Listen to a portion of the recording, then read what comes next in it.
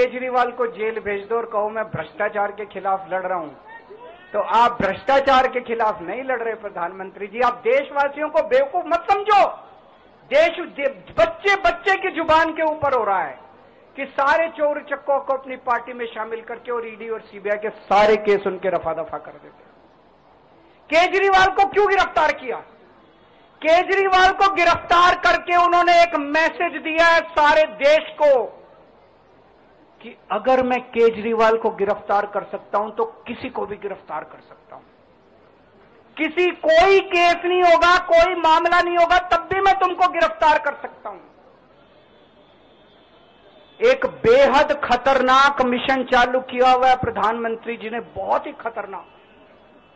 देशवासियों को यह समझने की, अब जब मैं बोलने जा रहा हूं, समझने की जरूरत है। उस मिशन का नाम है वन नेशन वन लीडर। देश के सारे नेताओं को खत्म करना चाहते हैं मोदी जी, और इसको 2 स्तर के ऊपर इस मिशन को चला रहे हैं। जितने विपक्ष के नेता हैं उनको जेल भेजेंगे, और जितने बीजेपी के नेता हैं उनको सबको निपटा देंगे, उनकी राजनीति खत्म करते जाएंगे, उनको सबको निपटाते जाएंगे। विपक्ष के अंदर आज इन्होंने मनीष सिसोदिया को जेल भेज दिया, संजय सिंह को जेल भेज दिया, सत्येंद्र जैन को जेल भेज दिया, केजरीवाल को जेल भेज दिया, हेमंत सोरेन को जेल भेज दिया, ममता दीदी के कई मंत्रियों को जेल भेज दिया, स्टैलिन के कई मंत्रियों को जेल भेज दिया, केरला के सीएम के पीछे पड़े हैं। अगर ये चुनाव जीत गए, मेरे से लिखवा लो एफिडेविट के ऊपर, थोड़े दिन के बाद ममता दीदी जेल में होंगी, तेजस्वी यादव जेल में होगा, स्टैलिन साहब जेल के अंदर होंगे, पिनरई विजयन जेल के अंदर होंगे, उद्धव ठाकरे जेल के अंदर होंगे, जितने विपक्ष के नेता ये सारे जेल के अंदर होंगे। अगर ये चुनाव जीत गए, इन्होंने बीजेपी का एक नेता नहीं छोड़ा। आडवाणी जी की राजनीति खत्म कर दी इन्होंने, मुरली मनोहर जोशी की राजनीति खत्म कर दी, सुमित्रा महाजन की, शिवराज सिंह चौहान जिसने मध्य प्रदेश का चुनाव जीत के दिया इन लोगों ने, शिवराज सिंह चौहान ने उसको मुख्यमंत्री नहीं बनाया, उसकी राजनीति खत्म कर दी। वसुंधरा राजे की जो राजनीति खत्म कर दी इन्होंने, खट्टर साहब की राजनीति खत्म कर दी, डॉक्टर रमन सिंह की राजनीति खत्म कर दी। अब अगला किसका नंबर है? योगी आदित्यनाथ। अगर ये चुनाव जीत गए, मेरे से लिखवा लो, 2 महीने के अंदर उत्तर प्रदेश का मुख्यमंत्री बदल देंगे ये लोग। योगी आदित्यनाथ की राजनीति खत्म करेंगे, उनको भी निपटा देंगे ये लोग। यही तानाशाही है दोस्तों। वन नेशन वन लीडर ये चाहते हैं, एक ही तानाशाह इस देश के अंदर बचेगा, एक ही तानाशाह इस देश के अंदर बचेगा।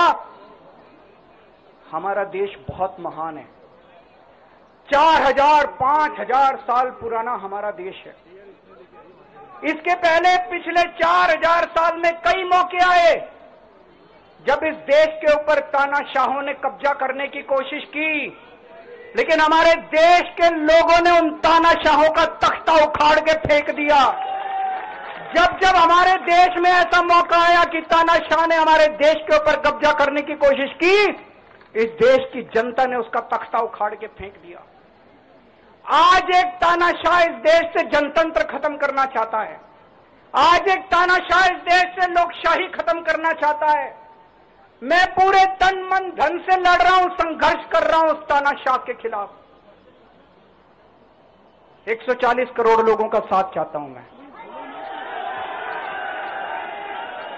मेरे अकेले के करने से नहीं होगा। 140 आज मैं आप लोगों से भीख मांगने के लिए आया हूं, 140 करोड़ लोगों से, 140 करोड़ लोगों से भीख मांगने के लिए आया हूं। मेरे देश को बचा लो, मेरे भारतवर्ष को बचा लो, मेरा भारत बहुत महान है। इस तानाशाही से बचा लो मेरे दोस्त, मेरे देश को।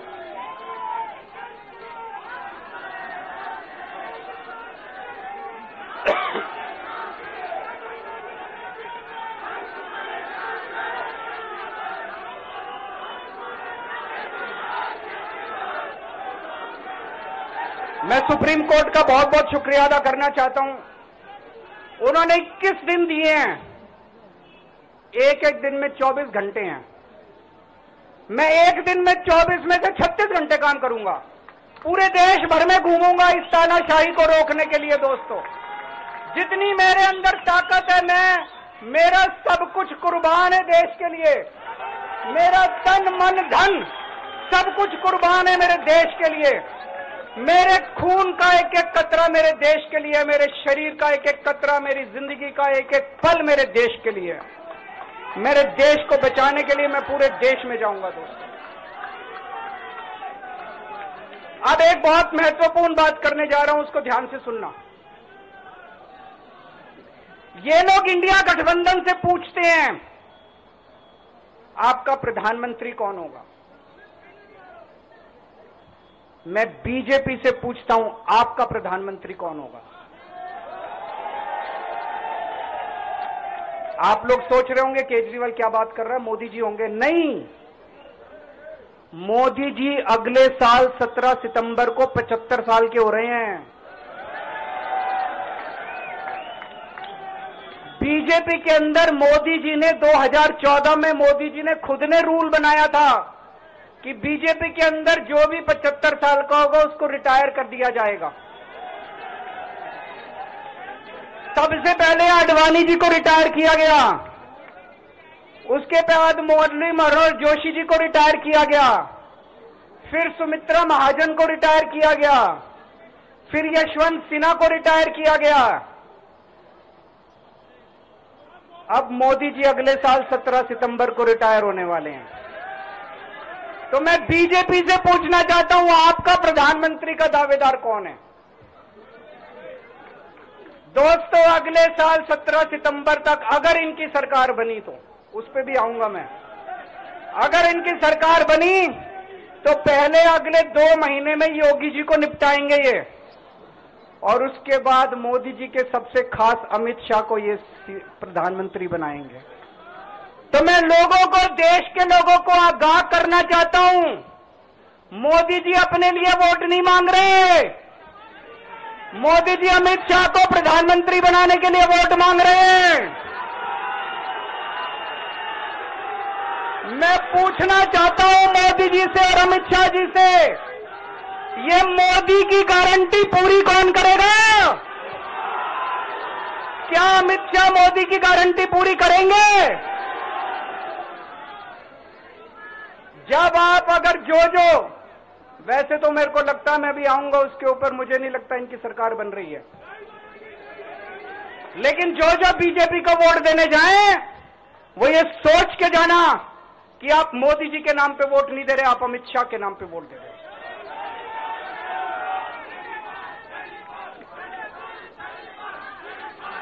अब एक खुशखबरी आप लोगों के लिए, अब एक खुशखबरी है, सबको बता देना जो मैंने बातें कही हैं बड़ी सोच समझ के कही हैं। वहां बैठ के यही सोच रहा था 50 दिन से।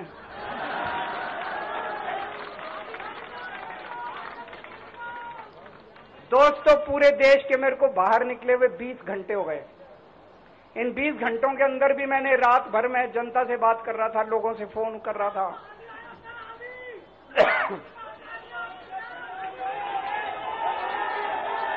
क्या बोल रहे? रात को आंधी आई थी।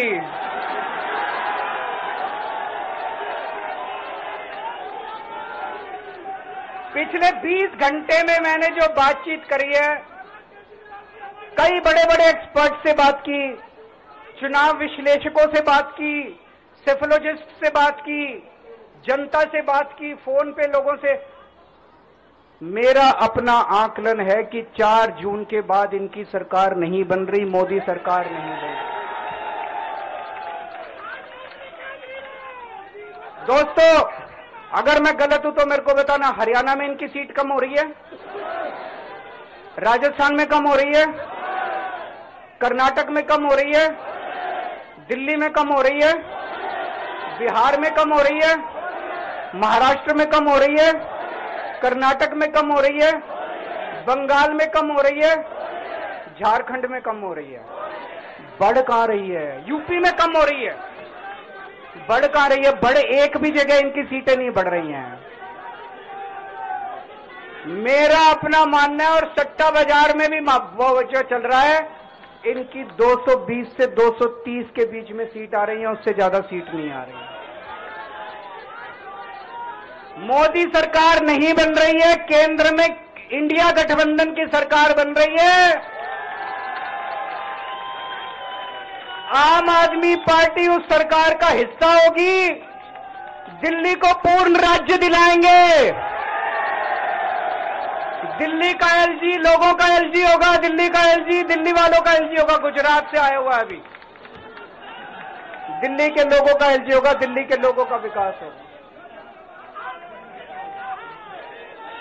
एक और पॉइंट है, जब मैं जेल के अंदर था तो कुछ लोगों ने यह मुद्दा उठाया, केजरीवाल सीएम पद से इस्तीफा क्यों नहीं देता।